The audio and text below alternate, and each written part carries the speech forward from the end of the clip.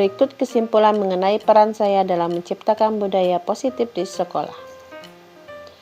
Seorang guru yang baik harus memiliki kemampuan menciptakan budaya positif di sekolah.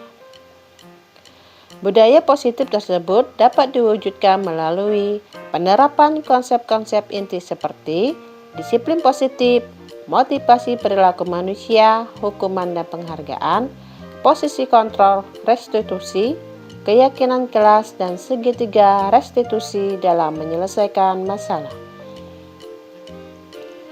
Yang pertama, disiplin positif. Disiplin positif.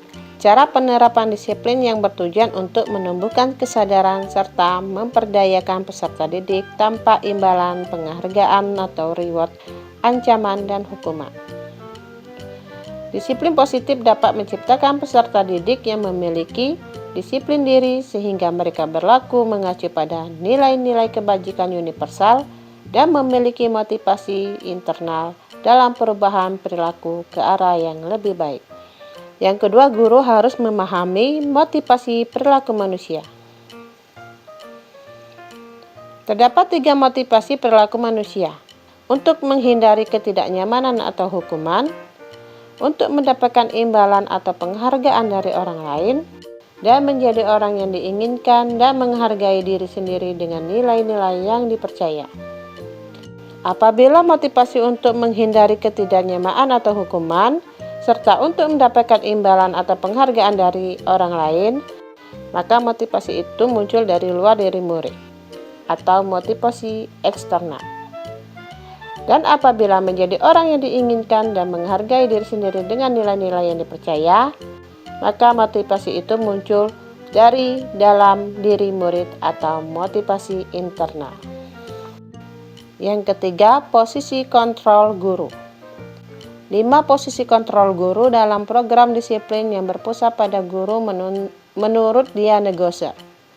1. Penghukum. 2. Pembuat rasa bersalah. 3. Teman. 4. Pemantau. Dan yang terakhir, manajer.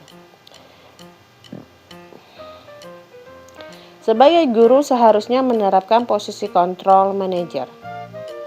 Sebagai manajer, guru bersama murid berdiskusi dengan mempersilahkan murid bertanggung jawab atas perilakunya dan menemukan solusi atas permasalahannya. Posisi manajer mengacu pada restitusi yang menjadikan murid sebagai manajer dirinya sendiri sehingga tercipta identitas positif. Yang keempat, membuat keyakinan sekolah atau kelas. Guru berperan dalam mewujudkan terbentuknya keyakinan sekolah atau kelas dengan kesepakatan antara guru dan murid. Pembentukan keyakinan kelas yaitu dengan cara 1. Bersifat lebih abstrak. 2. Berupa pertanyaan-pertanyaan universal. 3. Pernyataan keyakinan kelas dibuat dalam bentuk positif. 4. Keyakinan kelas hendaknya tidak terlalu banyak dan mudah dipahami oleh semua warga kelas. 5. Semua warga kelas ikut berkontribusi dalam pembuatan keyakinan kelas. Dan yang terakhir, bersedia meninjau kembali keyakinan kelas dari waktu ke waktu. Yang kelima yaitu kebutuhan dasar manusia. Ada 5 kebutuhan dasar manusia yaitu bertahan hidup, kasih sayang, penguasaan, kebebasan, dan kesenangan. Yang keenam yaitu penerapan segitiga restitusi dalam penyelesaian masalah. Guru yang berperan sebagai manajer menerapkan segitiga restitusi dalam penyelesaian masalah melalui 3 tahap. 1. Menstabilkan identitas. 2. Memvalidasi tindakan yang salah. 3. Menanyakan keyakinan. Dengan tujuan mengarahkan murid menjadi pribadi yang mandiri dan bertanggung jawab. Keterkaitan materi budaya positif dengan filosofi Ki Hajar Dewantara, nilai dan peran guru penggerak, serta visi guru penggerak yaitu dengan menjalankan budaya positif di sekolah, maka guru mampu menghadirkan pembelajaran yang berpihak pada murid dan menuntun sesuai kodrat murid.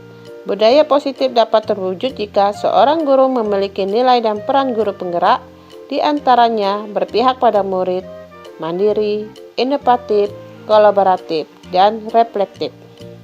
Guru perlu memiliki visi agar dapat menjadi pendidik yang baik. Visi dapat tercipta jika terukur, konkret, dan sistematis. Untuk mewujudkan visi, guru perlu menggunakan metode IA dan prakasa perubahan melalui Bakza. Jika tahapan Bakza diimplementasikan, maka akan terbentuk budaya positif di lingkungan sekolah. Refleksi.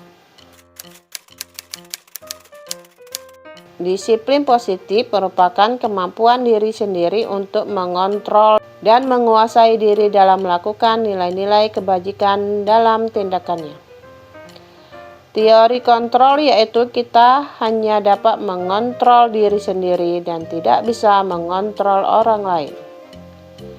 Teori motivasi yaitu untuk menghindari ketidaknyamanan atau hukuman, mendapatkan imbalan atau penghargaan, menjadi orang yang mereka inginkan.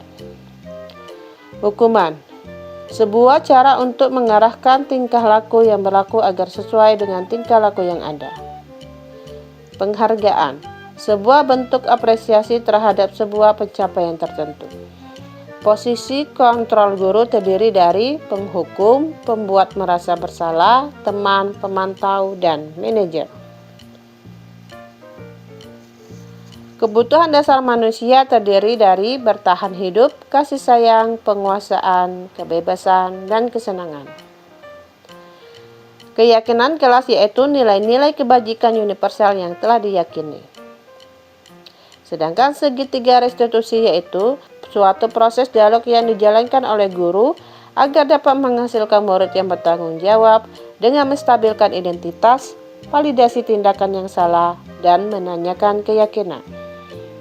Hal yang menarik bagi saya di luar dugaan adalah saat saya mempelajari motivasi perilaku manusia berupa penghargaan. Ternyata penghargaan dapat merusak hubungan, mematikan kreativitas, menurunkan kualitas, dan bersifat menghukum.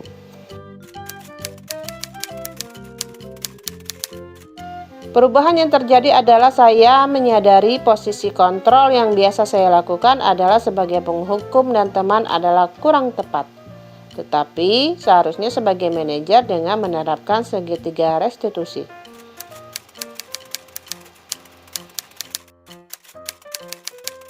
Saya sering menangani siswa yang datang terlambat saat piket dengan menggunakan langkah-langkah dalam segitiga restitusi. Ternyata langkah-langkah ini membuat murid berani berkata jujur, sehingga mereka tahu dan mampu mandiri untuk memperbaiki kesalahannya tanpa paksaan. Perasaan saya sangat termotivasi untuk terus memperbaiki diri sesuai dengan nilai budaya positif di sekolah.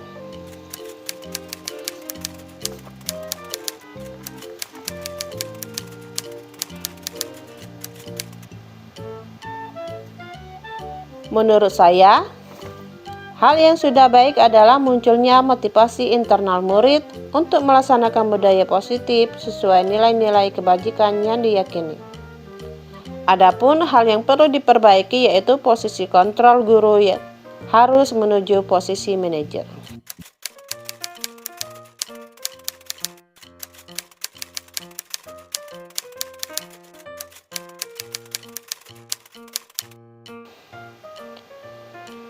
Sebelum saya mempelajari modul ini, saya sering berada di posisi penghukum dan teman. Perasaan saya saat itu, saya merasa benar, karena harapan saya murid dapat lebih disiplin dalam menerapkan budaya positif. Setelah saya mempelajari modul ini, saya memposisikan diri sebagai manajer dengan menerapkan segitiga restitusi.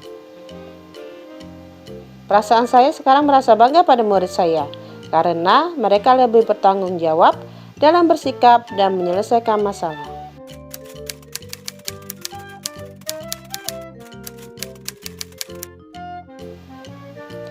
Pernah, namun saya hanya menggunakan satu tahapan saja, yaitu validasi tindakan yang salah. Saya langsung menanyakan alasan murid melakukan kesalahan. Kalimat yang saya tanyakan adalah, "Kamu pasti punya alasan, mengapa melakukan hal itu?"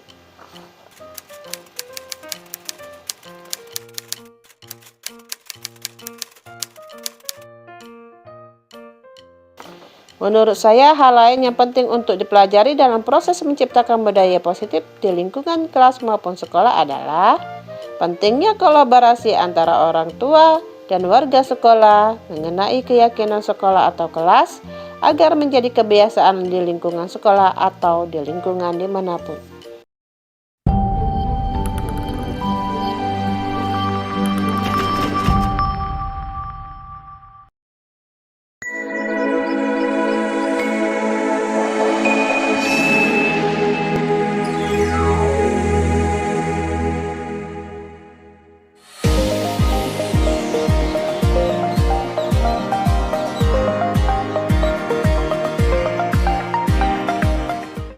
Rancangan tindakan aksi nyata, judul modul, penerapan budaya positif di Sekolah Negeri SD ke-46 Pagaralam.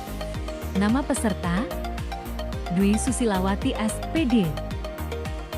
Latar belakang, penerapan budaya positif di sekolah, bertujuan untuk menciptakan lingkungan belajar yang inklusif dan kondusif, dengan menekankan penguatan perilaku baik, pengajaran nilai-nilai tanggung jawab, serta membangun hubungan yang positif antara murid dan guru. Penerapan budaya positif ini tidak bisa dilakukan tanpa dukungan dari semua elemen yang ada di sekolah.